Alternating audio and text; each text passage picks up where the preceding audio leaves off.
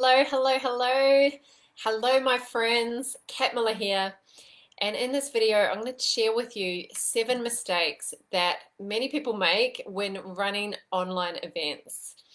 If you've ever thought about running an online event, or maybe you do run online events, then you've probably come up against some challenges and problems when it comes to running things online, whether that's technology, whether that's how to structure your talk, how to get people to actually turn up. There's lots and lots of things to do when you're running an online event.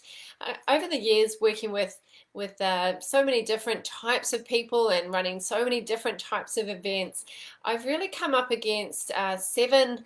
Well, I've come to notice that there are 7 main mistakes that people make when it comes to running events in general. And I've noticed as people are running more online events now, especially in this time that we're in, there's some critical things that people are getting wrong. And I want you to understand these if you've ever thought about running an online event, or if you're currently running them, you might recognize some of these mistakes that you're making.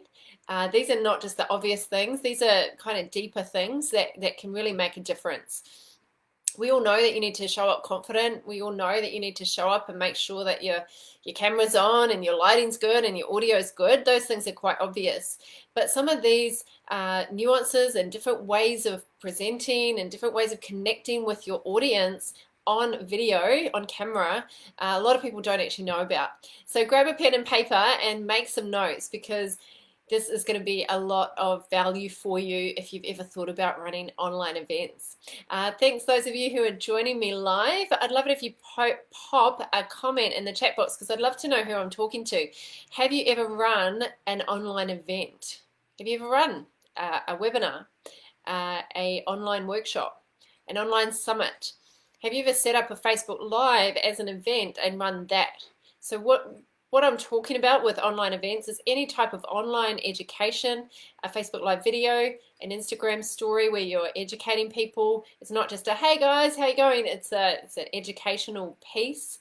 If you've set it up as an event, just give me a yes in the chat box.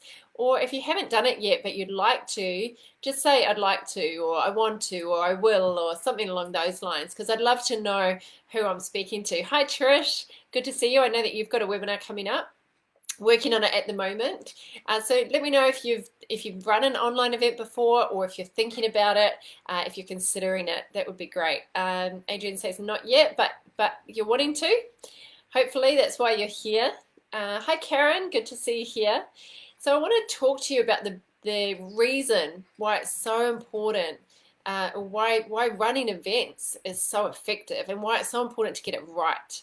I'm a massive fan of online events. I absolutely love them. I love human connection, because when you connect with someone eye to eye, there's just, I mean, no one can deny, there's just an energy that really occurs in that situation, and there's nothing quite like a live event. I love workshops. I love in-person seminars and running live events, and I've run over 100 live events in person. But over the last since 2016, actually, I ran my very first webinar, totally freaked out, had every excuse and every limiting belief in the world about why not to do it. And eventually my coach talked me into it, and I'm so grateful that she did. Thank you, Nettie D. And she helped me with my very first webinar. And that was really scary. Also, Matt Catling helped me with that one, because I was freaking out with the technology. And once I overcame that, I actually made a 4-figure sale on that. So over $1,000. And that was my very first attempt. It's so far from being anywhere near professional. But that's the thing, is that you actually don't need to be super highly polished and professional to run an effective online event. And why I'm such a fan of it, and why I think that you should actually run online events, first of all, is they can really help you grow your email list. So one of the most important assets that you have as a business owner is your email list, your database of people, because you don't own anyone's details on Facebook, on Instagram, on LinkedIn. That's the property of those social media platforms. So when someone opts in and gives you their email address, that becomes an asset. It becomes a valuable asset, because people have said, hey, I want to hear from you. and if you give them value and they've subscribed, then you can continue marketing to them. If I send out an email, usually within 30 minutes, I've got at least 200 people have opened that email. I would never, ever be able to get that reach on Facebook, no matter how much I posted, how many friends I had or whatever. Email is, having an online event is going to grow your email list. Every time I put an event up on Eventbrite or on Meetup or both, I actually use both of those platforms. I create a Facebook event page and I create a landing page. I'll usually get dozens and dozens of people register that don't actually show up, but they're now in my email list, and I can continue to offer them other things if they don't make that event. So it's a process. Remember, only 3% of people are ever ready to buy on the spot. So we want to get their email addresses, and we want to be able to continue to let them know about the cool things that you've got going on. The second reason that online events are so effective is because you can speak to more people at once. If you're only ever doing one-on-one, you're very limited to the impact that you can have. So if you want to basically make more money and help more people faster and have a bigger reach, make a difference to more people, then online events is a beautiful way to do it, because you can have so many people in these events. I was at an event recently with Grace Lever, a weekend kind of like a weekend conference, and there were 700 women in the event. It was incredible, just how they could pull together this event with 700 people. It was amazing. They had great functionality for networking, and they had an expo, and they had people you could chat to on the team. It was brilliant. So the experience that you can create, you can reach so many more people now. The third reason they're so effective is that you can get people's attention very fast. It's a fast way to get and hold people's attention. It's very hard to hold someone's attention by just a social media post or a blog, or even a Facebook Live video. You'll still get a smaller reach than if you actually run an event. For example, a webinar, a workshop, like a half day or a full day, or even I've run a few weekend workshops now, and they are fantastic as well, because people get to know you, like you, trust you, build rapport, and are more likely to want to buy from you because they have a longer exposure to you. The fourth reason is it raises your positioning and credibility, because not everyone's willing to do it. Not everyone's willing to take the risk of putting themselves out there, of actually kind of getting on a platform, even though online you're not, sitting at home most likely. But it does definitely raise your positioning in people's mind, because you're willing to do that. You're willing to put yourself out there, and it positions you more as an expert. It also enables you to educate and inspire people to take action. Not everyone's ready to buy from you, but a lot of people, they need your education. They need to know things before they'll actually make a change in their life. A lot of people are resistant to change.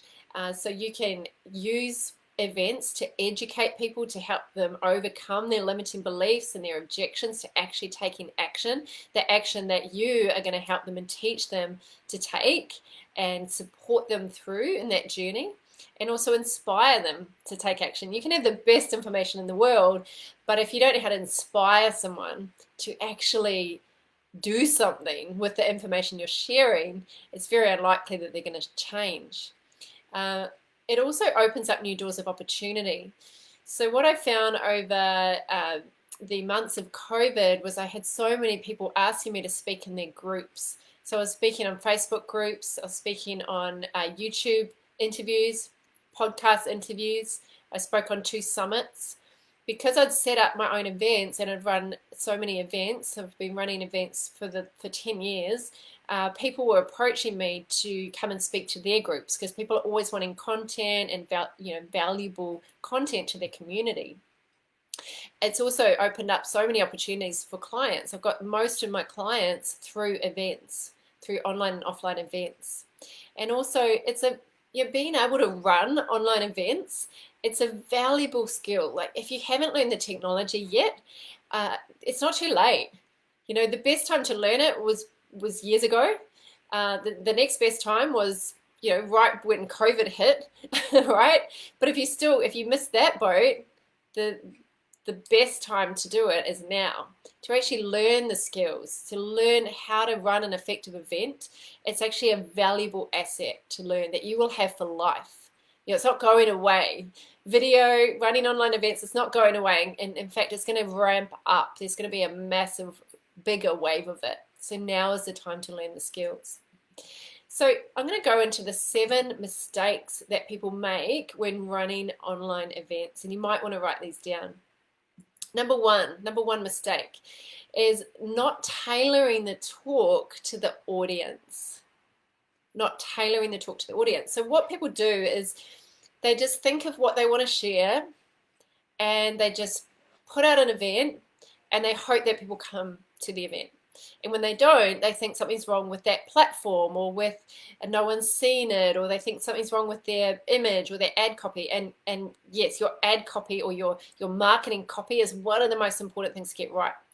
But what is so important is that you tailor the message to your ideal clients. So you're not being general, you're not being broad, you are specifically solving the exact problems that your ideal client has. So the talks that I give, I've never given a talk where I haven't asked people for some like to complete a survey. I've asked them for what they want to learn about, what their main challenges are, what are their dreams, what are their goals. And I ask these like whenever I go and speak as a keynote speaker, for example, in a company, or running a workshop or a full day seminar in a company. I'll always get them to survey their staff.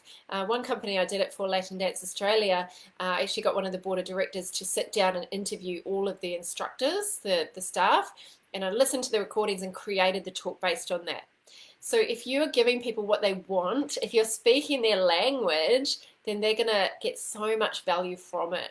You don't want to try and guess this stuff. This should come from, I got most of mine from one-on-one coaching conversations and conversations at networking events. And I go to loads and loads of seminars and courses and events, and constantly investing in my education and hanging out with people and having conversations with people that show me what their challenges are and what they really want and what's missing for them. And so you want to take that information. I took so much information. I polled my Facebook group. Every single coaching session, someone fills out a survey, and I use all of that information to put into the talk. Number 2, and this is an interesting one. It's super important. Number 2 is failing to set frames. Failing to set frames. A frame is basically something that you build around an idea that you want people to have. So for example, when they come to an event, you've got to quickly set the frame that everything is sitting within. Now, there's different types of frames. They can include things like the rules about the event, how you want them to behave within the event, and also beliefs that you want them to have. So for example, when people come to my workshops or my webinars, I'll always have a slide that will say something at the top like the most successful people. And then I'll give a whole list of things that successful people do. So I'll put things like they show up ready to learn, they stay focused, they always take lots of notes. And I'll just read through this list, and that is setting a frame of how I want people to show up in that event. And if I miss that slide, it can be a bit chaotic because I don't want them to come and just be calling out. I want them, if they've got a question, to write it down or put their hand up or put it in the chat box. So I'll always take questions in the chat box, but I just don't want people randomly, taking themselves on mute and asking a question, right? So you've got to make sure that there's order within your event, and you do that by setting the frames. If your events are disorganized and disordered, there's no order, it's because you haven't correctly set the frame. So there's frames around how you want people to behave, logistical frames. So I'll always have a slide that talks about how, let's make this a world-class learning environment. Keep the information confidential. I'm going to be putting you in breakout rooms, for example, on Zoom. You're going to have conversations. Make sure that we keep it confidential. I'll talk about breaks. I'll talk about have fun and be playful. And I set all those frames. If I don't set one of those frames, people don't know It's like when you go to an event and you sign a disclaimer about being able to have your photo taken and things like that. So you set all those frames. The other frames that are really important to set is to think through and write a list of beliefs that you know that people are coming to your event, beliefs that they have, and also beliefs that you want them to have. So something I often do at my online events is I show people my Inner Circles manifesto. And so I've got this Inner Circles manifesto on my wall here, and I actually pull it off the wall and I read it, and I'll say, Inner Circle, and that's the private community that I have for people that are doing my accelerator program. I'll say we have a growth mindset. We free ourselves from blame, excuses, and denial. So I'm setting the frame, like, you're not here to make excuses. The entrepreneurial mindset is about showing up, giving it a go, never giving up, seeing a challenge as an opportunity, having a growth mindset. So I've set that frame because I don't want people just showing up and just dumping out their big long story and all their baggage. I want people to show up ready to go. They're like, right, let's do it. Let's attack the challenges. Let's not stay stuck in the past. And so setting those frames is so important. All right, number three, mistakes that people make when running online events. Number three is failing to add enough value. So people often will not plan their event enough where they're giving people things that they haven't heard before, or they maybe haven't heard it in a certain way before, and they haven't really thought through like what's going to be truly valuable. And value is what gets someone to take an action, right? So you can say, oh, it's really interesting facts, but do those facts help someone to actually be inspired and educated enough to take an action? Otherwise, it's not valuable. And so adding enough value is spending time, it's practicing, it's thinking through what is going to be really useful for people. So what I've found running events is people love examples. They don't just want information, they want some examples, they want templates they can follow. They want stories of people who have taken a concept and put it into their life and it's worked, so that they can see an example of that. They want their questions answered. They want to be able to have shares with other people. This is all part of adding value. Value is not squeezing in the content. Ben Harvey always says, when you squeeze in the content, when you squeeze the content in, you squeeze the audience out. So this is something that I used to do all the time, where I'd actually try and squeeze too much in, still struggle with wanting to put in so much because there's so much I can share. But you want to make sure that it's valuable, where they can actually take it and apply it. So you're giving them plenty of time to think, to apply, work out the actions that they're going to actually take with it, and making sure that they go home with a really valuable toolkit of ideas that they can apply straight away, not just kind of information that they could Google, right? Which leads me to number 4, which is actually sounds like the opposite, but number 4 is giving away too much information. Now, this is probably the one that I have found the hardest. Like I mentioned, I just want to share so much of what I know because I've studied this stuff for over a decade, and I've been in business for 17 years, and I just want to, like Dr. John Demartini, he talks about learning from me is like standing in front of a fire hose and trying to get a cup full, you know, and I feel like that as well. Obviously, I haven't got the 40 years experience that Dr. John Demartini has, but I do feel like there's so much I want to impart. But what I've learned, and it's taken me quite a few years to learn this, is that it's actually doing your audience a disservice if you give away too much information. It's actually doing them a disservice because they can't apply it. And if they think that they can turn up to your event and know everything that there is to know, let's say you're a relationship coach and you say, I'll come to my one-day online workshop, and you say you'll learn everything that you need to know about how to have a deeply fulfilling, connected relationship, and you go away from that thinking that your audience goes away from that thinking that they know everything about it, you're actually doing them a disservice, because of course there's so much more that they can learn than just that day. So first of all, they won't buy from you because they think, oh, I've got everything I need. And also, you're not creating any curiosity. It's called the Zeigarnik effect. It's about opening loops in their mind where they actually realize, oh, I've got to invest. I've got to spend more time. I've got to spend more time with this educator, with you, right? So make sure that you don't give away too much information. Show them how much else that there is to know about that subject. Number 5, speaking without structure. Speaking without structure. People want organized knowledge. People pay for organized knowledge. So if you're creating an event and you just show up and throw up and you just pour out everything you know and you say, oh, I'm just going to follow my heart, I'm just going to tune into my intuition and see what flows out.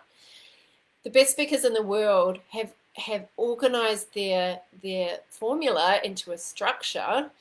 And even if you think that they're just winging it, trust me, they're not. You look at all the best speakers in the world, they repeat that talk, they practice it, they nail it, they rehearse, and they are speaking within a structure for sure. So you don't want to just give them a whole heap of content and they have to figure out what to do with it. You want to make it digestible, palatable for them. So you break it down into your steps and your pillars. You also refer back to the beginning. So you don't just take them from here all the way through. You take them through your first point and then you say, hey, this is where you are in the system. So you're showing them structure, where they're sitting in your formula all the way through. You also want to make sure that when you're delivering your content, there's some diagrams, there's some images so that they can see a clear structure, because a lot of people are visual and they can see where everything fits. So that's all part of organizing your knowledge, and that does take time. This is a craft. It's a learnable craft. Anyone can do it, but it takes time. You know, I've spent thousands of hours on this type of content, only because I want it to be effective. I want people to be able to use the information. And I've still got so far to go when it comes to mastering the craft of presenting and being a great educator. But make sure that you are not just winging it. Make sure you plan it and you practice. Okay, number 6 is being unprofessional. And this goes without saying that we all know to be professional, but what does that look like? Well, first of all, it looks like having a nice quiet environment, making sure that you've got a nice lighting system, you've got lights shining on your face, making sure that you're set up at eye level, making sure your audio is good and clear, you don't have background noise, making sure that you start on time, making sure that you've got nice professional looking PowerPoints if you're using slides, making sure that you practice your talk before you deliver it. All of this is part of being professional. It doesn't mean you can't be personable though. Please don't be like so professional that you don't have a laugh, drop some humor, add your personality and flavor to it. You know, professionalism is not perfectionism. It is just about how can I give the most value while still being myself. But remember, it's about the people. It's about your audience. It's not about us. It's not about what we want to share. It's about what they really need to hear and what they want to hear. So that's all part of being professional and making sure that you turn up with quality and add lots of value. Remember that everyone who comes to your talk knows at least 50 close people that they can potentially refer you to and share you with other people. So always be thinking it's not just the people that show up. Even if 2 people show up to your event, that potentially is 100 people that you can reach. Because if you give massive value, and I've had events where, you know, I've had only a few people show up. My first event, only 4 people came. I've had an event where 6 people came. It doesn't matter. I still deliver because that one person, if they can make a change, then it's worth it, right? I think it's totally worth it. And then the last one, number 7, mistake people make is focusing too much on themselves. So people are so self-conscious. They put off running events because they're so concerned about what people might think. They're scared of judgment. They're scared of, oh, if I don't get it perfect, what if my technology doesn't work? What if something happens and no one turns up? all this what if, what if, what if. And I remember I had this belief, you know, who am I? Who am I to think that I can run events? Who am I to think that I could hire a room? I was so scared of hiring a room, as if it's hard, you know, you just bring up and hire a room. I just had all these different limiting beliefs around technology, around what if people don't show up. But if we focus on that, you're going to produce that result, right? What you think about, you become. So if you just think the right people are going to come, I'm completely detached from who comes to my events. I care about who comes. I care about every single person that shows up, but I'm not counting how many people are coming. I'm not thinking about that. I'm doing everything I can to market it within the time frame. I'm doing that to the best of my ability. Whoever rocks up is meant to be there. It's fine. So you don't want to be so focused on yourself and the money that you want to make and all of that. You just do your best work. You show it, you just give it everything you've got. I put aside days and days to create my events and just really hone it and craft it and make sure that it's good. I give myself feedback afterwards, all the things I could do better next time. I take on board all the feedback that I get from people who attended, and I'm not thinking, okay, I'm not self-conscious. Like right now, talking to you on this Facebook Live, I'm not actually thinking about myself. I'm thinking about how can I communicate this to you so that it will actually help you. And it's really a journey from going from looking bad or avoiding looking bad and trying to look good to actually helping people and making a difference. That's what it's all about. So show up, do great work in the world, and trust me, the more you do it, you'll just get better and better and better, and you'll have this beautiful, valuable asset for life. It is amazing. I can't think of anything better than talking about what I love talking about to a group of beautiful people like you. I love it. I was so freaked out about Facebook Lives because I was so self-conscious about what people might think and, you know, getting it wrong and stuffing it up and saying ums and ahs and all of that. And I'm so glad I ignored that and just kept doing it anyway, because I love showing up here every week. I love all of you guys that come on here and listen and take notes and drop me private messages afterwards. It's such a joy, and you can do this too. You absolutely can. So if you want to know how to structure your talk, if you want to know how to run online events, obviously there's only so much I can show you in one small Facebook Live. I'm running a full day workshop on this, and it's coming up on Saturday the 4th of July. It's called Grow Your Business with Online Events, and any of you can do that, can do this. You can do this. I didn't finish school, you know, I didn't even finish year 12. I didn't go to uni, like none of that. And I was a personal trainer for 10 years. So it's not like you have to go and study technology. You just have to use what's current, and you have to learn from someone who's been there, done that, and has, you know, can speed up the process for you and accelerate it. So if you want to learn how to do it, if you want to learn all of my tips and tricks on how I run online events, how I get people to the event, all the structure of what I use, and really diving deep on some of these principles. I've just spoken about a very small section of one of the modules that I'm sharing in the event. Then I'll post the details in the comments. So Grow Your Business with Online Events workshop. It's on Saturday the 4th of July. I've just popped the link there now. So have a click on that so you can learn more about it. If you've got any questions on it, just please feel free to just pop them in the chat box. So I've got these 7 mistakes. I'm just going to recap for you. So the first mistake people make is not tailoring the talk to the audience. Number 2, failing to set frames.